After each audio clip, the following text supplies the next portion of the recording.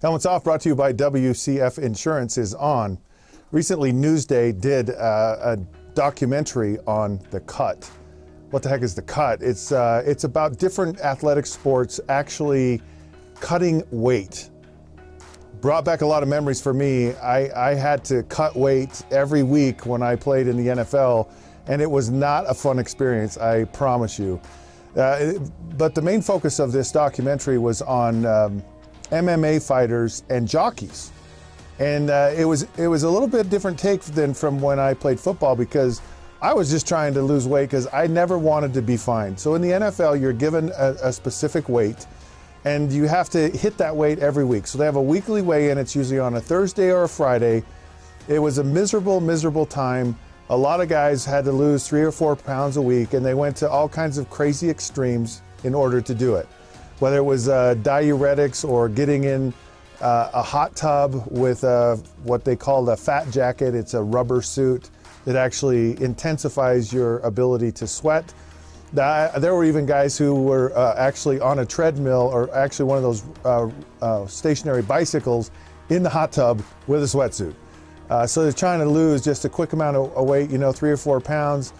You make the weigh-in, and then the funny thing is you'd actually go eat donuts. They'd celebrate weigh-in by eating donuts, which was the absolute worst thing in the world to do. But for me, I wanted to make sure that I never got fined in my career for anything, and I never did. The worst time, though, for me in weighing in each week, there was one year where I had to lose 15 pounds in a day. And I'm telling you, it about killed me. It was right at the beginning of the season, and I was way overweight, and I knew that I had to get my weight down, and I did it. And it was not healthy. It was not a good thing to do. I can't say it's something that I'm overly proud of my accomplishment, other than I never got fined, but I could feel the impact and the effect on my body. Coach Shula was a tyrant when it came to weigh-ins, and if you were overweight, he would purposely call you out in the meeting in front of everyone on the team, and I just that embarrassment I just was never going to have. So I always made sure I made my weight. But these MMA fighters, they're doing it for a different reason.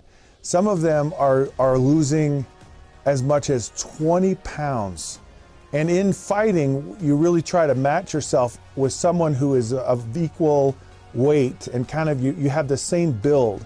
And so adding on that 20 pounds from the weigh-in to the actual day of the fight creates a huge advantage.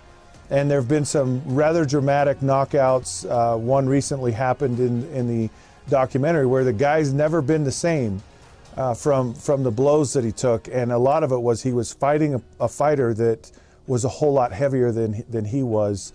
There's even a lot of discussion with these fighters about there's a high from losing and cutting the weight. And it's a very scientific process that they're actually going through, with whether it's weight loss, through sweating, or through, diuretics, or your diet in general.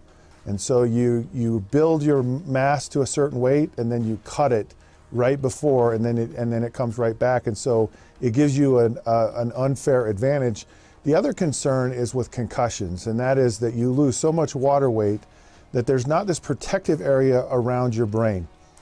A lot of these athletes are doing it in a lot of different sports. It was done in football, and it's a really, really dangerous thing to get into. And I'm not sure that there's really a great solution for it. It even goes into wrestling and high school wrestling. I know it had a huge impact on my actually gaining weight later on in my life. It's been a struggle. So, I hate to see this thing happen. Hopefully there can be a good resolution to it. Anyways, Helmets Off is now off. You can text helmets to 65537. Go to all those social sites and like us. And of course, be smart. Dial us in on your smartphone. Until then, we'll catch you soon.